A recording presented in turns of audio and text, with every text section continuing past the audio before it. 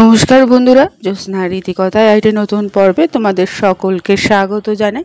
বন্ধুরা, আজকের পর্বে আমরা জানতে পারবো 2025 সালে তুলসী বিবাহ কত তারিখে পড়েছে, তার পূর্ণাঙ্গ সময়সূচি এবং এই তুলসী বিবাহ সংক্রান্ত নানা প্রশ্নের উত্তর আজকে পুরো পর্বে তোমরা জানতে পারবে।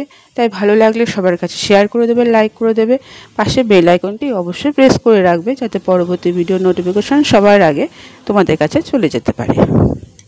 বন্ধুরা, হিন্দু ধর্মে তুলসী বিবাহ অত্যন্ত পবিত্র বলে বিবেচিত হয়। প্রতি বছর কার্তিক মাসের শুক্লপক্ষে দ্বাদশী তিথিতে দেবোত্থানী একাদশীর পরের দিন এটি পালিত হয়। সনাতন ঐতিহ্যে তুলসীকে দেবী মহালক্ষ্মীর অবতার হিসেবে বিবেচনা করা হয়। তুলসীকে বিষ্ণুপ্রিয়া নামেও পরিচিত, কারণ তিনি ভগবান বিষ্ণুর অত্যন্ত প্রিয়। প্রতি বছর কার্তিক মাসের শুক্লপক্ষে দ্বাদশী তিথিতে তুলসী বিবাহের পবিত্র উৎসব পালিত হয়। তার আগের দিন দেবোত্থানী একাদশী বা প্রমোদিনী একাদশী পালিত হয়। বিশ্বাস করা হয় যে ভগবান বিষ্ণু এই দিনে তার 4 মাসের যোগনিদ্রা থেকে জাগ্রত হয় এবং পরের দিন সমস্ত শুভ অনুষ্ঠান শুরু হয়। অনেক জায়গায় এই উৎসব 5 দিন ধরে পালিত হয়, কার্তিক পূর্ণিমা শেষ হওয়া পর্যন্ত। ভারতের অনেক জায়গাতে এই বিবাহিত মহিলারা তাদের স্বামীর দীর্ঘায়ু এবং পরিবারের মঙ্গলের জন্য তুলসী বিবাহ উৎসব পালন করে থাকে। এই দিনে ভগবান বিষ্ণু তুলসী মাতার বিবাহ ঐতিহ্যবাহী আচার অনুষ্ঠানের মাধ্যমে সম্পন্ন করা হয়। তাই বন্ধুরা, এই বছর কবে এই উৎসবটি পালিত হবে এইবার আমরা জেনে নেব। পঞ্জিকা অনুসারে কার্তিক মাসের শুক্লপক্ষে দ্বাদশী তিথি আগামী 2রা নভেম্বর 2025 সকাল 7:31 শুরু হবে এবং 3রা নভেম্বর ভোর 5:07 শেষ হবে। তাই উদয় তিথি অনুসারে তুলসী বিবাহ আগামী 2রা নভেম্বর পালিত হবে।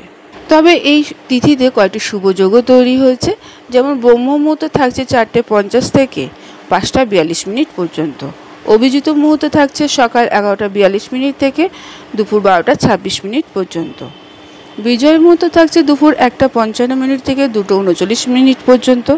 গোধূলির সময় থাকছে বিকেল 5:35 থেকে 6:01 পর্যন্ত। অমৃতকাল থাকছে সকাল 9:29 থেকে সকাল 11টা পর্যন্ত। নিশিতা মুহূর্ত থাকছে দুপুর 11:39 থেকে 12:31 পর্যন্ত। সর্বাত্ম সিদ্ধির যোগ থাকছে বিকেল 5:03 থেকে সর্বাত্ম সিদ্ধির যোগ বিকেল 5:03 থেকে 3রা নভেম্বর সকাল 6:34 পর্যন্ত থাকছে। যারা এই তুলসী বিবাহ উৎসবটি পালন করবে তারা কীভাবে তুলসী বিবাহ পুজোটি সম্পন্ন করবে। ধরো, বাড়ির উঠোন বা বারান্দায় মন্দিরে তুলসী গাছ বা তুলসী মাতা স্থাপন করবে। তুলসীর চারপাশে রঙ্গোলি দিয়ে সাজাবে। তুলসী মাতাকে ওড়না, চুড়ি, শাড়ি, প্রসাদনী নিবেদন করবে। তুলসী মাতার ডান পাশে ভগবান শালগ্রাম শিলা স্থাপন করবে। গঙ্গা জলে স্নান করাবে। শালগ্রাম শিলাকে চন্দন কাঠের তিলক বা চন্দনের তিলক পরাবে। তুলসী মাতাকে কুমকুমের তিলক পরাবে। তুলসী ও শালগ্রামকে ফুল, মিষ্টি, আখ, জলে বাদাম, পঞ্চামৃত নিবেদন করবে। ধূপকাঠি এবং প্রদীপ জ্বালিয়ে বিবাহের আচার অনুষ্ঠান সম্পন্ন করবে। মনে রাখবে, শালগ্রাম শিলাকে ভাত নিবেদন করা হয় না, অন্ন নিবেদন করা হয় না, পরিবর্তে সাদা চন্দন বা তিল নিবেদন করতে হয়। তারপর মন্ত্রজাপের সাথে তুলসী এবং শালগ্রাম শিলার 7টি প্রদক্ষিণ করবে। বিয়ের পর আরতি এবং সকলের মধ্যে প্রসাদ বিতরণ করবে। বন্ধুরা, তুলসী বিবাহ করাকে একটি মহান পুণ্য হিসাবে বিবেচনা করা হয়। বলা হয়, এই অনুষ্ঠানে পালনকারী ভক্তরা কন্যাদানের সমান উপকার লাভ করে, জীবনের দুঃখ ও যন্ত্রণা থেকে মুক্তি পায়। তুলসী মাতাকে দেবী লক্ষ্মীর এক রূপ হিসাবে বিবেচনা করা হয়। তাই এই দিন বিবাহ করলে পরিবারে সুখ, শান্তি, সমৃদ্ধি আসে। অবিবাহিত মেয়েরা কাঙ্ক্ষিত স্বামী লাভ করতে পারে। তুলসী পুজোর কিছু মন্ত্র আছে।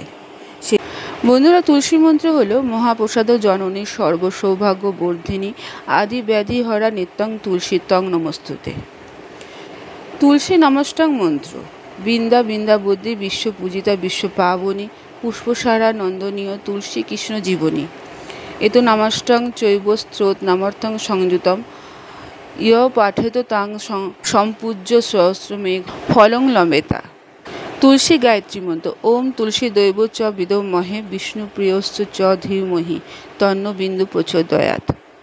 বন্ধুরা, আজকের পর্বটি এখানেই শেষ করলাম।